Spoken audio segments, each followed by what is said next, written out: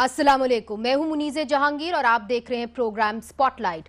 नाजरीन, इलेक्शन के बाद 21 दिन दिए जाते हैं हुकूमत बनाने के लिए और इन 21 दिनों के अंदर हमने खूब खींचातानी देखी है। असल लड़ाई पंजाब के लिए है, जहां पे पाकिस्तान मुस्लिम लीग नून को अक्सरियत हासिल है, मगर पाकिस्तान तहरीक इंसाफ ताबड़तोड़ कोशिश कर रही है कि वो यहाँ पे एक अपनी अक्सरियत बना सके और हुकूमत भी बना सके। हमारे साथ हैं इस वक्त साबिक वजीर आजम पाकिस्तान मुस्लिम लीग नून के अहम रहनुमा जनाब शाहिद खाकान अब्बासी साहब, और इनसे बात करेंगे कि सूबे में किस किस्म की सियासत सामने आ रही है और वफाक के अंदर की किस किस्म की सियासत, जोड़ तोड़ की सियासत जो है वो अब रंग लाएगी। बहुत बहुत शुक्रिया शाहिद साहब हमें ये इंटरव्यू देने का। सबसे पहले मुझे मालूम है कि आप लोग इतनी डिसअपॉइंटिंग डिफीट जो है वो नहीं एक्सपेक्ट कर रहे थे, तो आपने मौका मिला आपको कि आपने जायजा लिया कि इस इलेक्शन में आपके साथ हुआ क्या? लेकिन बुनियादी बात यह है कि इलेक्शन के रिज़ल्ट जो हैं वो मुतनाज़ा हैं और इस इलेक्शन की शफाफियत जो है बड़ी बुरी तरह मुतासर हुई है और आज जो अपोजिशन है वो रिज़ल्ट कबूल करने को तैयार नहीं है। ये बुनियादी बात है, लेकिन डेफिनेटली ये इसका जायज़ा लिया जाएगा कि जो रिज़ल्ट आए हैं उनकी क्या वजूहात हैं और कैसे पार्टी बेहतर रिज़ल्ट हासिल कर सकती थी। लेकिन असल बात इस वक्त जो है वो इलेक्शन के अंदर जो मुदाखलत हुई है और जिस तरह इलेक्शन कंडक्ट किया है इलेक्शन कमीशन ने, ज़्यादा एम्फेसिस उसी बात पर है। जब आप कहते हैं इलेक्शन के अंदर मुदाखलत हुई है तो किसने मुदाखलत की है? देखिए, यही तो देखने की बात है कि मुदाखलत किसके कहने पर हुई, क्यों हुई, क्योंकि इलेक्शन कमीशन भी इंडिपेंडेंट है, केयर टेकर गवर्नमेंट भी मौजूद थी, उसके बावजूद भी हज़ारों पोलिंग स्टेशंस पर या तो फॉर्म 45 नहीं दिया गया या दिया गया तो बहुत देर से दिया गया या वो अपनी असली हालत में नहीं था और बहुत जगह पोलिंग स्टेशन को बंद करके वहाँ गिनती के अंदर मुदाखलत की गई। और उसके बाद भी जो रिटर्निंग ऑफिसर्स का कंडक्ट रहा है वो भी बड़ा मशकूक रहा है। कई जगह रिकाउंट हुआ है, कई जगह रिकाउंट नहीं हुआ। एक बड़ी आर्बिट्री सी सिचुएशन मौजूद है। इलेक्शन ट्रांसमिशन रिजल्ट जो था, सिस्टम जो था वो भी फेल हो गया, उसके बारे में भी लोग सवाल कर रहे हैं। और आप चूंकि वजीर आजम रहे हैं इस मुल्क के, तो आपके हलके के ऊपर सबकी नज़रें थीं और हमें फिर खबरें आई कि किस तरह वहाँ पे पोलिंग एजेंट्स जो वोटों की बोरियां थी रिकाउंटिंग की वो कहीं और लेके जाना चाह रहे थे। तो आप बताना चाहेंगे कि एग्जैक्टली इस इलेक्शन के अंदर आपको जो सबसे बड़ा चैलेंज था वो क्या था? देखिए, सबसे बड़ा चैलेंज तो यही था कि जो इलेक्शन का तरीक़ाकार था वो बड़ा ये 10वां इलेक्शन है पिछले 30-32 साल में, और इस दफ़ा जो प्रोसीजर इस्तेमाल किए गए बिल्कुल नए थे। यानी जहाँ पोलिंग हो रही थी उसी कमरे के अंदर आर्म्ड आर्मी के जवान मौजूद थे, जिसकी कोई ज़रूरत नहीं थी, न से पहले कभी हुआ है। इसी तरह काउंटिंग के वक्त भी मुदाखलत हुई, कई जगह पोलिंग एजेंट्स को निकाल दिया गया और ये पूरे पाकिस्तान के अंदर यही शिकायत है, एक पैटर्न ऑफ शिकायत मौजूद है। और काउंटिंग कैसे हुई, फिर सबसे जो बड़ा इशू पैदा हुआ है वो फॉर्म 45 का है कि फॉर्म 45 नहीं दिया गया और अक्सर पोलिंग स्टेशन पर नहीं दिया गया। इसकी क्या वजूहत हैं, ये इसने सारे मामले को मुतनाज़ा कर दिया है। फिर एक बड़ी स्लो पोलिंग का प्रोसेस हुआ 6 बजे तक और उसके बाद अचानक पोलिंग तेज़ हो गई और रिज़ल्ट आने में भी काफ़ी ताख़ीर हुई और दूसरे दिन दोपहर तक भी रिज़ल्ट नहीं दिए गए। तो ये सब चीज़ें जो हैं और जो एक पैटर्न है, ये सिर्फ एक हल्के का नहीं है, पूरे पाकिस्तान में ऐसे हुआ है। ये इलेक्शन रिजल्ट्स को इन्होंने बहुत मशकूक कर दिया। तो इलेक्शन कमीशन ऑफ पाकिस्तान और निगरान हुकूमत के ऊपर ये जिम्मेदारी आप समझते हैं गिरती है कि उन्होंने इतना मुतनाज़ इलेक्शन किया? जी, ये इलेक्शन कमीशन की ही जिम्मेदारी थी बुनियादी तौर पर, और हर जमात की तरफ से ये शिकायत आई हैं और हज़ारों की तादाद में आई हैं। बल्कि कई जगह तो जो PTI के कैंडिडेट थे वो भी, उन्होंने भी शिकायत की हैं। तो ये एक अजीब सी कैफियत है जिसका इलेक्शन कमीशन को नोटिस लेना चाहिए। और तमाम जो अपोजिशन है उसने तो ये कहा है कि इलेक्शन कमीशन अब घर जाए, वो इलेक्शन कराने में नाकाम रहा है। ये बड़ी बदकिस्मती है कि एक प्रोसेस जो बेहतर हो सकता था इस दफ़ा बहुत मुतनाज़ा हो गया। अच्छा, शाहिद साहब, आपके जो एक इत्तेहादी रहे हैं मौलाना फजल रहमान साहब, वो कहते हैं कि पाकिस्तान तहरीक इंसाफ को हम आराम से नहीं आने देंगे नेशनल असेंबली के अंदर, और अब उनको खुल के ये बात मान लेनी चाहिए कि उनको इस्टेब्लिशमेंट लेके आई है। जी, ये डिमांड उनकी तरफ से भी आई है, APC में भी आई थी कि इस्टेब्लिशमेंट जो है उसने मुदाखलत की है इलेक्शन के अंदर। अगर ऐसा हुआ है, होता नज़र आया है, तो बड़ी बदनसीबी है, क्योंकि इलेक्शन फ्री और फेयर होने चाहिए और कोई फेवरेट नहीं होता इलेक्शंस के अंदर। तो ये बदकिस्मती है कि आज मेजर पार्टीज़ जो हैं वो इस तरफ इशारा कर रही हैं कि इलेक्शन में मुदाखलत हुई है, और इससे यकीनन जो क्रेडिबिलिटी है, जो हुकूमत भी बनेगी वो बड़ी मुतासिर होगी, और इसके इफ़ेक्ट्स जो है वो मुल्क पर भी पड़ेंगे कि अगर एक क्रेडिबल हुकूमत ना आ सकी और एक ऐसी हुकूमत आए जिसके बारे में बड़े सीरियस तहफ़्फ़ुज़ात हों, तो फिर हुकूमत चलाना ज़रा मुश्किल होगा, और उसका असर जो है वो मुल्क की इकॉनमी पर भी पड़ेगा, मुल्क की जो पॉलिटिकल इस्तेहकाम है उस पर भी पड़ेगा। मगर शाहिद साहब, हमने तो देखा है कि जो डॉलर है उसका जो रेट है वो अब गिर गया है, तो एक तरीके से स्टेबिलिटी भी आई है। तो आप तो मईशत को बड़ी अच्छी तरीके से जानते हैं, तो जाहिर है जब एक गवर्नमेंट आती है और स्टेबिलिटी आती है तो उसका डायरेक्ट असर तो इकॉनमी पे पड़ता है। नहीं, देखें, डॉलर तो उसकी जो मार्केट कंडीशंस होती हैं जिससे ऊपर नीचे जाता है। जब हमने हुकूमत छोड़ी थी तो 113 के करीब था, वहाँ से 130 तक गया, अब वापस कोई 120 118 तक आ जाएगा।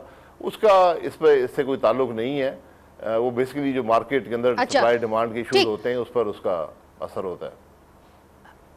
अच्छा, आपके इत्तेहादी मौलाना फजल रहमान ने यह भी ऐलान किया है कि हम पार्लियामेंट के बाहर भी एहतजाज कर सकते हैं। कल APC आप लोगों ने बुलवाई है, उसके अंदर आपकी भी शिरकत रही है और कल आप उसके अंदर शिरकत करेंगे।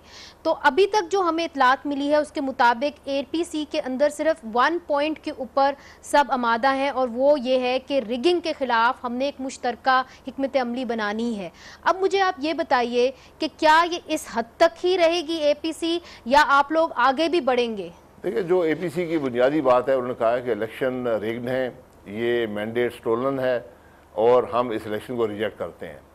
लेकिन ये भी फैसला हुआ कि जमहूरियत को तकवीत पहुँचाने के लिए असम्बली के अंदर बैठा जाएगा, लेकिन अपने एहतजाज का हक जो है वो ज़रूर रखा जाएगा, और ये एहतजाज असम्बली के अंदर हो या बाहर हो, ये हक महफूज रखा जाएगा, और एहतजाज उसी हवाले से किया जाएगा जिससे मुल्क में सियासी इस्तेहकाम हो और इलेक्शन की शफाफियत जो है वो खुलकर सामने आए कि सिलेक्शन में हुआ क्या है, इसको कैसे इन मामलात को हल किया जा सकता है, और किस तरह अपोजिशन जो है वो अपना ये जो रिगिंग हुई है इसको अवाम के सामने रखेगी और उसके कोशिश करेगी कि इसका सदेबाब भी किया जाए और आइंदा ऐसी खराबियों से बचा जाए। शाहिद साहब, यहाँ पे क्या सराहियां हो रही हैं कि सेनेट के अंदर जो जॉइंट ऑपोजिशन है वो नो कॉन्फिडेंस मोशन मूव करेगी सेनेट चेयरमैन के खिलाफ, और वहां पे पाकिस्तान मुस्लिम लीग नून को सेनेट चेयरमैनशिप चली जाएगी। फिर उसी फॉर्मूले के तहत नेशनल असेंबली में लीडर ऑफ ऑपोजिशन जो है वो बिलावल भुट्टो जरदारी साहब को दे दिया जाएगा और वो आप सबको कबूल होगा। तो क्या ये कोई बात हुई है इस फॉर्मूले की पाकिस्तान पीपल्स पार्टी के साथ? देखिए, जहाँ तक रिगिंग की बात है उस पर सारी अपोजिशन मुतहद है।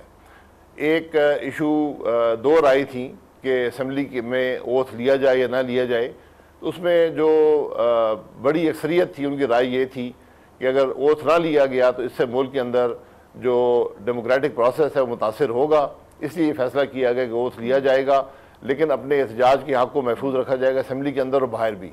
इसी तरह अगर सेनेट में भी ये एहतजाज होता है तो उसकी बहुत सी सूरत इख्तियार कर सकता है वो एहतजाज, जिसमें मैं किसी चीज़ को भी यानी खारिज नहीं करूँगा। ये डेमोक्रेटिक हक है अपोजिशन का और वो उसको एक्सरसाइज नहीं, इसमें कोई शक नहीं कि ये आपका डेमोक्रेटिक हक है। तो मैं क्या समझूं कि सेनेट के अंदर जो सादिक संजरानी साहब सेनेट चेयरमैन के तौर पे बैठे हुए हैं उनको अभी कोई खतरा नहीं है पाकिस्तान पीपल्स पार्टी और पाकिस्तान सेनेट के बारे में कुछ कहना कबल अज़ वक्त होगा, क्योंकि उस वक्त भी एक डिवाइडेड हाउस ने उनको इलेक्ट किया था और उस वक्त भी हमने अपने तहफ़्फ़ुज़ात का इज़हार किया था और मैंने बड़ी खुलकर बात की थी कि जिस तरह सारा सेनेट के इलेक्शन का प्रोसेस हुआ है और सेनेट के चेयरमैन बने हैं, ये मुल्क में सियासत को मुतासर करेगा और उसके कुछ असरात अब सामने नज़र आ रहे हैं। लेकिन मुस्तकबिल में क्या होता है ये अपोजिशन ही फैसला करेगी और उसमें जो संजरानी साहब हैं उनके रवैये का उसमें काफ़ी अमल दखल होगा कि वो हाउस को कैसे चलाते हैं। अच्छा, दूसरी तरफ हमने देखा है कि MQM के पास गए जो साबिक गवर्नर हैं ज़ुबैर साहब, फिर उसके बाद जहांगीर खान तरीन गए और हमने फिर MQM से ये बात सुनी, चूँकि कल रऊफ सिद्दीकी ही मेरे शो पे कह रहे थे कि हमारा झुकाव ज़्यादा पाकिस्तान तहरीक इंसाफ की तरफ है। अगर वो अपनी 6 सीटें लेके नेशनल असेंबली में आके बैठ जाते हैं तो आप तो और मज़ीद कमज़ोर हो जाएंगे। आपने MQM के साथ आफ्टर ऑल डील किया है, आप क्या समझते हैं कि MQM किस तरफ जाएगी एंड आप लोग क्यों नाकाम हुए उनको ज़्यादा आमादा करने के लिए कि वो आपके साथ आके बैठें? देखिए, हर जमात अपना फैसला करती है। अगर MQM ये महसूस करती है कि इलेक्शन शफाफ थे और उसमें कोई धांधली नहीं हुई तो फिर वो यकीनन हुकूमत में बैठना उनका हक बनता है। मैं उसमें कोई राय का इज़हार नहीं करना चाहता, लेकिन जो हमने APC के अंदर भी देखा था कि उन्होंने बड़े सख्त तहफ़्फ़ुज़ात का इज़हार किया था कि इलेक्शन किस तरह हुए हैं और उसके अंदर क्या क्या धांधलियाँ हुई हैं। तो अगर वो इस मौक़े को तब्दील करते हैं या हुकूमत में बैठते हैं, ये उसी जमात का फ़ैसला है।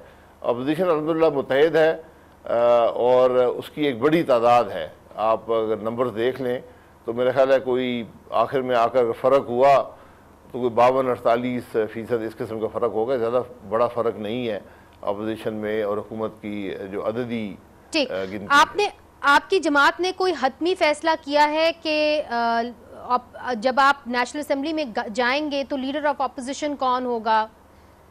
शहबाज शरीफ साहब ही होंगे? जी, जो आम रवायत ये है कि जिस जमात के सबसे ज़्यादा मेम्बरान होते हैं वही लीडर अपोजिशन का इंतखाब करती है। माजी में भी ऐसे ही हुआ था, पिछली असम्बली में भी ऐसे ही था। तो इसलिए ये फ़ैसला जब हाउस ओथ लेगा उसके बाद ही होता है। तो तवक्को यही है कि अच्छा, अगर पंजाब की तरफ आ जाएं तो वहाँ पे आपकी जो सीटें हैं वो 131 हैं, मगर फवाद चौधरी साहब ये कह रहे हैं कि हमारे पास 168 या उससे ज़्यादा, वो कहते हैं कि जी हमारे पास सीटें हैं, हमारे पास इंडिपेंडेंट्स भी आ गए हैं। आर यू कॉन्फिडेंट कि आप पंजाब के अंदर अपनी हुकूमत बना लेंगे? देखिए, पंजाब में जहाँ तक मुझे इल्म है तकरीबन 148-149 मेंबर्स चाहिए होंगे। तो अगर 168 PTI के पास हैं तो यकीनन हुकूमत उनकी ही बनेगी। लेकिन मेरा नहीं ख्याल कि ऐसी कैफियत है, क्योंकि एक बड़ी तादाद में इंडिपेंडेंट्स मुंतखब हुए हैं और ये देखना है कि वो इंडिपेंडेंट्स किस तरफ जाते हैं। मेरा ख्याल है 7 अगस्त तक ये फ़ैसला होना है, तो उस वक्त ही पोजीशन सामने आ जाएगी। मेरा ख्याल है कि हक़ तो पाकिस्तान मुस्लिम लीग नून का बनता है, जिनके पास सबसे बड़ी तादाद है।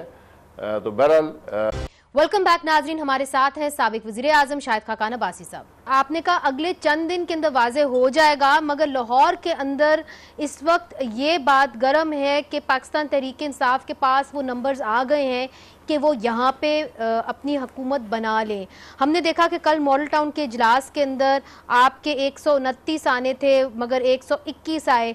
फिर ये भी हमने देखा है कि जी यहाँ पे वज़ीर आला की भी बात हो रही है। तो ये भी अब ये कहा जा रहा है कि अब तो पाकिस्तान मुस्लिम लीग नून के अंदर फॉरवर्ड ब्लॉक बनने जा रहे हैं और उसको रोकने के लिए शहबाज शरीफ साहब ने सारे लोगों को बुलाया था। Are you in danger of being in a situation where आपके साथ ये हो जाए कि फॉरवर्ड ब्लॉक्स बन के सामने आ जाए?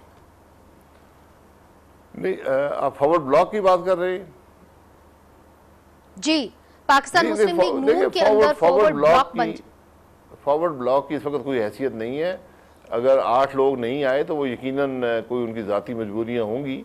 129 में अगर 8 नहीं आए, फॉरवर्ड ब्लॉक की गुंजाइश मैं नहीं समझता हूँ कि इस सियासत में है।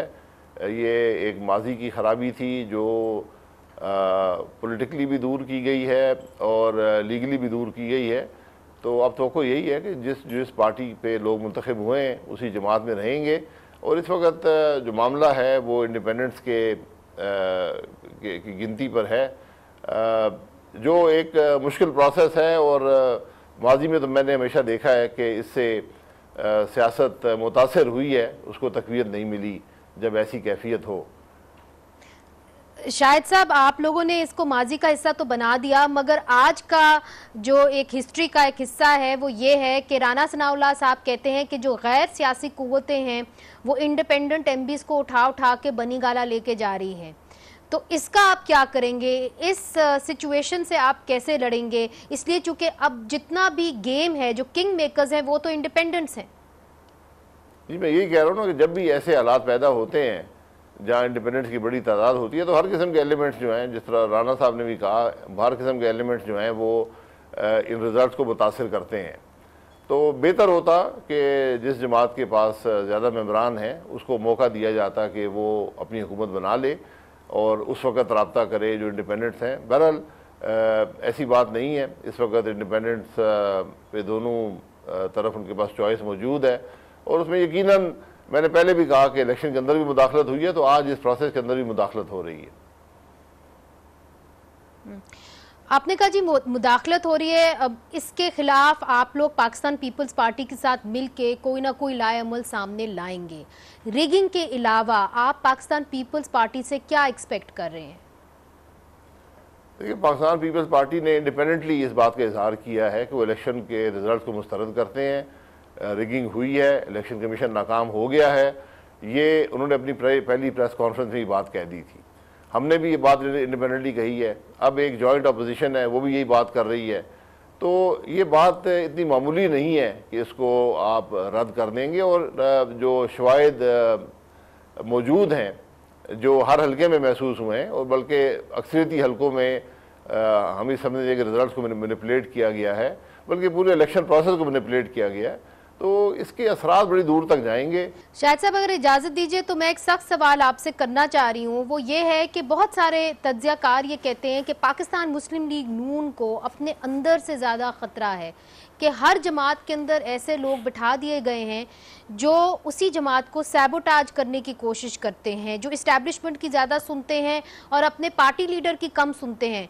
क्या आप समझते हैं, looking back at the elections of 25 जुलाई, कि आपके अंदर के लोगों ने भी आपको काफ़ी हद तक कमज़ोर किया? देखिए, ये कहना आसान भी और मुश्किल भी है। ऐसे लोग एक्सपोज हो जाते हैं, इसमें कोई शुबा नहीं है। बात सामने नज़र आ जाती है किसने क्या कहा, क्या किया, और यकीनन ऐसे लोग माजी में रहे हैं। लेकिन मैं नहीं समझता कि इस वक्त किसी जमात में ऐसे लोग हैं जो इस वक्त उसको मुतासिर कर रहे हैं। हो सकता है इलेक्शन में ऐसे लोग हुए हों जो एस्टेब्लिशमेंट की बात करते हों या उनकी राय का इजहार करते हों, लेकिन हमने हमेशा कोशिश की है कि पाकिस्तान मुस्लिम लीग नून एक जमहूरियत की बात करे, मुल्क में एक पॉलिटिकल स्टेबिलिटी की बात करे और हक की बात करे। और मैं समझता हूँ कि रिजल्ट्स को देखे बगैर, उन पर रिलाई किए बगैर, मैं ये समझता हूँ कि पाकिस्तान मुस्लिम लीग नून कम अज़ कम अपने इस बयानी में कामयाब हुई है कि मुल्क में कानून और आइन की हुक्मरानी होनी चाहिए।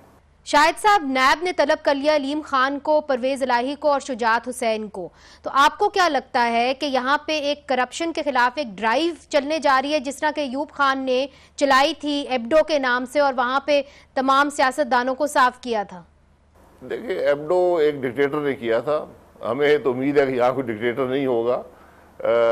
लेकिन बात यह है कि इन केसेस को प्रोसिक्यूट कैसे किया जाता है। अगर वही डिलीजेंस और वही अर्जेंसी दिखाई जाती है जो नवाज शरीफ साहब के केस में थी, फिर तो हम कह सकेंगे हाँ इंसाफ में बराबर का है। अगर वो तरीका एतकार नहीं है और सालों में एक आध पेशी हो और उसका कोई रिजल्ट ना निकले या वो उजलत ना हो जो नवाज शरीफ साहब को का केस चलाने में और सज़ा देने में हुई है, फिर यकीनन बात ज़रा मुतनाज़ा बन जाती है और इस प्रोसेस से मज़ीद शकूक व शुबहात उठेंगे कि पाकिस्तान मुस्लिम लीग नून को इस इलेक्शन में भी टारगेट किया गया और इस पूरे प्रोसेस के अंदर भी टारगेट किया गया। शाहिद साहब, आप तो कहते रहे हैं कि मियां नवाज शरीफ साहब अगर जेल भी चले जाएं तो जेल के अंदर से वो पार्टी पॉलिसी देंगे, मगर बहुत सारे लोगों की मियां नवाज शरीफ साहब से मुलाकात नहीं हो पाई। यहां तक कि सदर ममनून हुसैन जाने की कोशिश कर रहे थे मगर उनको भी रोक दिया गया और उनको मियां नवाज शरीफ साहब से मुलाकात नहीं करने दी। तो फिर अब पार्टी पॉलिसी कौन देगा? देखिए, पार्टी के सदर शहबाज शरीफ साहब मौजूद हैं, लेकिन पार्टी के रूह रवां हमेशा से नवाज शरीफ साहब रहे हैं। वो जेल में हैं, अपनी मर्ज़ी से आए हैं, बड़ी आसानी से जेल को अवॉइड कर सकते थे, बाहर बैठे रहते, और लोगों ने भी ऑप्शन इस्तेमाल किया है, लेकिन वो जमहूरियत की खातिर वापस आए, जेल में हैं और लोगों की मुलाकात होती है उनसे, दरख्वास्त देनी पड़ती है, कुछ लोगों को इजाज़त दी जाती है, कुछ को नहीं दी जाती। ये बदकिस्मती है कि सदर ममनून हुसैन को इजाज़त नहीं दी गई। तो अब यकीनन जो उनसे राय लेनी हो या मशवरा करना हो वो इस मुलाकात के दौरान हो जाता है और उसी से पार्टी को डायरेक्शन मिल जाती है और इसमें कोई शक शुबा नहीं है। आपने कहा कि आपकी मुलाकात हुई है, लोग जानना चाह रहे हैं कि उनकी तबीयत कैसी है, किस मूड के अंदर है मियां नवाज शरीफ साहब? नहीं, मेरी उनसे मुलाकात नहीं हो सकी, शायद कल मुलाकात हो जाए। तो अभी उनकी तबीयत 2 दिन पहले ख़राब हुई थी, उनको अस्पताल लाया गया था, लेकिन उनकी अपनी दरख्वास्त पर वापस जेल चले गए हैं। तो हमें उम्मीद है कि उनकी तबीयत ठीक रहेगी। उनकी एक पुरानी हार्ट कंडीशन है जिसको केयर चाहिए होती है, लेकिन वो अपनी जगह पर वो जो लोग मिले हैं वो बताते हैं कि उनकी मोराल हाई है और वो अभी भी ये समझते हैं कि जिस रास्ते पर पाकिस्तान मुस्लिम लीग नून है वही जमहूरियत का रास्ता है और वही पाकिस्तान को पॉलिटिकल इस्तेकाम भी देगा और पाकिस्तान की मईशत और पाकिस्तान को तरक्की भी देगा। ठीक, शाहिद साहब, मियां नवाज शरीफ साहब जिस फ़्लाइट से, इत्तेहाद की फ़्लाइट से लाहौर आए, उस फ़्लाइट के ऊपर मैं भी थी और जब वो नीचे उतरे तो वो खासे मायूस हुए कि वहाँ पे पाकिस्तान मुस्लिम लीग नून के कारकुन नहीं पहुँचे।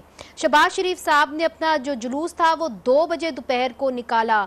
तो आप नहीं समझते थे कि आप लोग अगर सही तरीके से प्लानिंग करते तो आप वहां तक पहुंच सकते थे? इसलिए चूंकि लोग कहते हैं कि इसके अंदर भी साजिश है कि क्यों शहबाज शरीफ साहब वक्त पे इतने ज़्यादा भारी अक्सरियत के साथ लोगों को लेके नहीं पहुंच सके। देखिए, जुलूस जो था, ये जो मुजाहरा था, उसका कतई ये मकसद नहीं था कि हम एयरपोर्ट पर हमला करके उस पर कब्ज़ा करके और नवाज शरीफ साहब को छुड़ा कर ले जाएंगे। ऐसा कोई प्लान नहीं था, ना हो सकता था। अगर ऐसे होता तो वो फ़्लाइट पर आते ही ना। ये एक मुजाहरा था और मैं ये समझता हूँ कि अगर लाहौर की तारीख का तो ज़रूर, लेकिन शायद पाकिस्तान की तारीख का सबसे बड़ा मुजाहरा था। और ये बदकिस्मती है कि ना वो टीवी पर आया, ना वो अखबारों में आया, ना उसके फ़ोटो आए। तो यहीं से सारे मामलात आप खुद समझ लें कि उस दिन क्या हो रहा था। और जो पुलिस की नफरी और रेंजर्स की नफरी वहाँ पर तैनात की गई थी और जो इक़दाम किए गए थे वो भी अनप्रेसिडेंटेड हैं शायद लाहौर या पाकिस्तान की तारीख़ के अंदर। तो मुजाहरा हुआ और मुजाहरा भरपूर था, सारा लाहौर बाहर निकला, बाहर के लोगों को तो आने नहीं दिया गया, मोटरवे बंद थे, सड़कें बंद थी, कंटेनर रखे हुए थे, लेकिन उसके बावजूद मुजाहरा हुआ। और मैं नहीं समझता हूँ कि मुजाहरे में कोई ऐसी मायूसी की बात थी। जुलूस इतने बड़े थे कि कुछ जुलूस पहुंच पाए एयरपोर्ट के करीब, कुछ नहीं पहुंच पाए और तकरीबन रात 11-12 बजे तक वो जुलूस वहां पर रहे। आपसे आखिरी सवाल, आप वज़ीर आज़म रह चुके हैं और एक बड़े मुश्किल वक्त में आप पाकिस्तान के वज़ीर आज़म थे, अब इमरान खान वज़ीर आज़म बनने जा रहे हैं, उनको क्या तजवीज़ देंगे और आपको क्या लगता है कि उनके लिए सबसे बड़ा चैलेंज क्या हो सकता है? और मैं उस हवाले से भी बात कर रही हूँ कि आपको क्या लगता है कि इनकी जो एक रिलेशनशिप होगी इस्टेब्लिशमेंट के साथ वो कैसे बनेगी? देखिए, सबसे बड़ा चैलेंज तो आज जो हुकूमत आएगी, इमरान खान साहब उसके वज़ीर आज़म बनते हैं, तो वो जो शुबह शुबात पैदा हुए हैं सिलेक्शन के बारे में उनको दूर करने की है कि किस तरह उनको दूर करने में उनका क्या अमल होगा। क्योंकि अगर इलेक्शन मुतनाज़ा है और उस पर हर जमात ने तहफ़्फ़ुज़ात का इजहार किया है और उससे हुकूमत की क्रेडिबिलिटी जो है वो बड़ी हद तक मुतासिर हो चुकी है, जो उनकी परफॉर्मेंस को इफ़ेक्ट करेगी। तो सबसे पहले तो ये चैलेंज होगा। उसके बाद डेफिनेटली जो पॉलिटिकल चैलेंजेस हैं इस वक्त हमारे रीजन के अंदर और इंटरनेशनली, जिनको हम मैनेज करते रहे, वो उनको मैनेज करने पड़ेंगे। इसी तरह जो इकॉनमी के चैलेंजेस हैं वो भी उनको मैनेज करने पड़ेंगे। हमने अल्हम्दुलिल्लाह एक बहुत बेहतर कंडीशन जाएगा आपके ख्याल में? जी, उनको कितना फ्री रेन दिया जाएगा इस्टेब्लिशमेंट की तरफ से आपके ख्याल में? देखिए, फ्री रेन की जहाँ तक बात है, मुल्क तो एक ही है और मैंने हमेशा ये कोशिश की कि जो डायलॉग है उसके ज़रिए एक मुतफ़िका पॉलिसी हर इशू पर बनाई जाए। उसमें मुख्तलिफ राय का इजहार होता है। अब ये इमरान खान साहब तक है कि वो क्या पॉलिसीज़ लाते हैं और क्या उस पर कंसेंसस कायम कर सकते हैं। सिर्फ मिलिट्री इंटेलिजेंस लीडरशिप के साथ नहीं, बल्कि सूबों के साथ भी किस तरह जो CCI में क्या बात होती है, NFC अवार्ड का क्या होता है, वाटर रिकॉर्ड है, ये सब वो चीज़ें हैं जिनके लिए एक नेशनल कंसेंसस कायम करना ज़रूरी है। तो मैं ये समझता हूँ कि उनके लिए सबसे बड़ा काम ये है और होना चाहिए कि मुल्क में जो पॉलिसी इश्यूज़ हैं, जो ब्रॉड बेस्ड इश्यूज़ हैं, उन पर एक नेशनल कंसेंसस कायम कर लें। शाहिद खाकान अब्बासी साहब, साबिक वज़ीर आज़म, बहुत बहुत शुक्रिया हमसे बात करने का। नाजरीन, इधर हमने लेना एक छोटा सा वक्फा और वक्फे के बाद अब हम आपको लेके चलते हैं बनी गाला, जहां फवाद चौधरी साहब पाकिस्तान तहरीक इंसाफ के रहनुमा हमें बताएंगे कि अंदर जो बड़े बड़े फैसले लिए जा रहे हैं वो क्या हैं। फवाद साहब, बहुत बहुत मुबारक हो कि आप अपना इलेक्शन जीते हैं, सबसे पहले तो ये।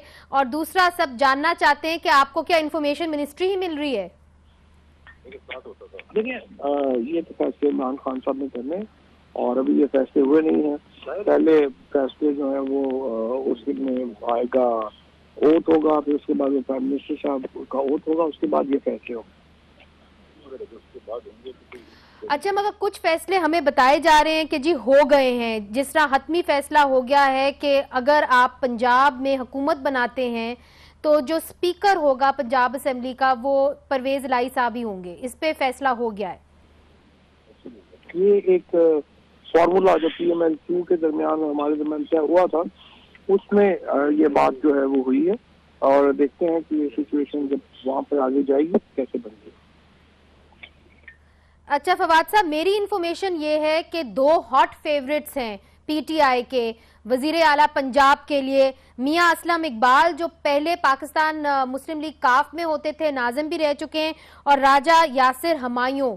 ये दोनों रिलेटिवली यंग फेसेस हैं। राजा यासिर हमायूं जो है वो इनसे ज़्यादा यंग हैं और बताया जाता है कि ये फ्रंट रनर में हैं। Is that correct? I mean, are they the 2 hot favourites? Are you even considering them? नहीं, मैं ये बता नहीं सकता, पता नहीं कोई होगा। अच्छा, कम से कम हमारी ये खबर है कि ये 123 लोग हैं, 123 लोग जो है जाहिर है वो हॉट फेवरेट। बहरहाल हमारी ये खबर है नाजरीन कि मियां असलम इकबाल और राजा यासिर हमायूं जो हैं वो हॉट फेवरेट हैं इस वक्त। अब फवाद साहब, अगर वफाक के अंदर आ जाएं, बल्कि ठहर जाएं एक मिनट, थोड़ी देर पंजाब में रुकें। अगर हम राना सनाउल्लाह साहब की स्टेटमेंट को देखते हैं तो वो कहते हैं कि जी हमारे 129 हैं, उसके अलावा हमारे पास 13 इंडिपेंडेंट उम्मीदवार हैं, तो हम इस पोजीशन में हैं कि हम हुकूमत बना सकते हैं। तो आप इतने कॉन्फिडेंट कैसे हैं कि आप हुकूमत बना जाएंगे पंजाब में? कॉन्फिडेंट इसलिए हैं कि आप हमारे MPAs जो हैं वो रोजाना आपके सामने आते हैं, एफिडेविट साइन करते हैं, पाकिस्तान तरीके इंसाफ में शमूलियत इख्तियार करते हैं। और अब ये जो इंडिपेंडेंट्स हैं, ये 25 इंडिपेंडेंट्स हैं जो PTI में शामिल हो चुके हैं। उन्होंने अपने एफिडेविट इलेक्शन कमीशन के पास जमा करवा दिए हैं और उसके बाद जो टोटल जो मेरी इत्तला है इंडिपेंडेंट्स की तादाद 28 है। तो मुझे नहीं पता कि 13 इंडिपेंडेंट्स उनके कौन से हैं, उनको चाहिए। आप अगर आपको नाम मालूम हो तो हमें जरूर बताइए।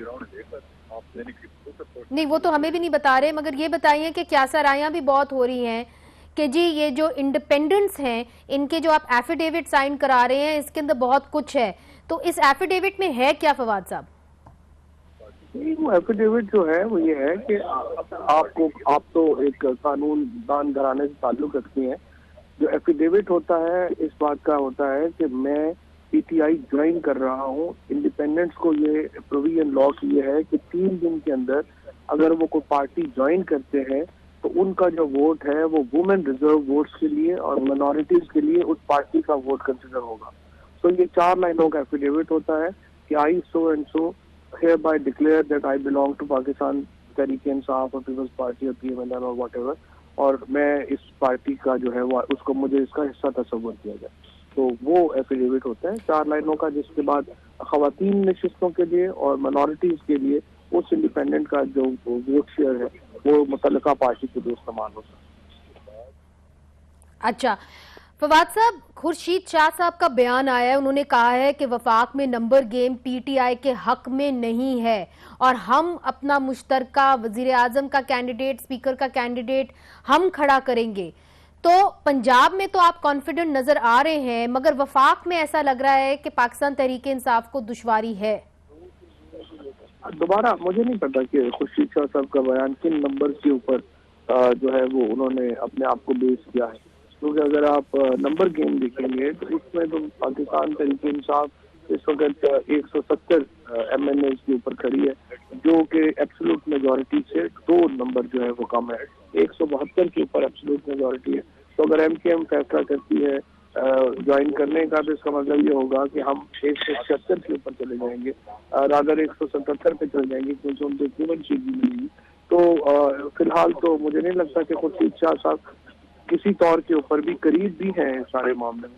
आपने बनी गाला से वजीर आला का अनाउंसमेंट कर दिया बलूचिस्तान के अंदर, और उसके अंदर फिर फूट पड़ गई बैप के अंदर, जहां पे अब्दुल कदूस बजिंजो जो है वो ये कह रहे हैं कि हमने बाप इसलिए नहीं बनाई थी कि बनी गाला से फैसले हों, हमने इसलिए बनाई थी कि क्वेटा से फैसले हों। तो वो ओपनली आके इस फैसले को अपोज कर रहे हैं। ये तो बैप का अपना काम है, क्योंकि कल उनका वफद आया था और उनके वफद ने जाम कमाल साहब का नाम सजेस्ट किया था। तो ये तो बलूचिस्तान अवामी पार्टी का अंदरूनी मामला है और वो इसके ऊपर रोशनी डाल सकते हैं। हम बलूचिस्तान अवामी पार्टी को सपोर्ट दे रहे हैं और जाम कमाल साहब उनके वजीर आला है। तो ये बाकी जो मामला है ये तो उन्होंने सोचना है।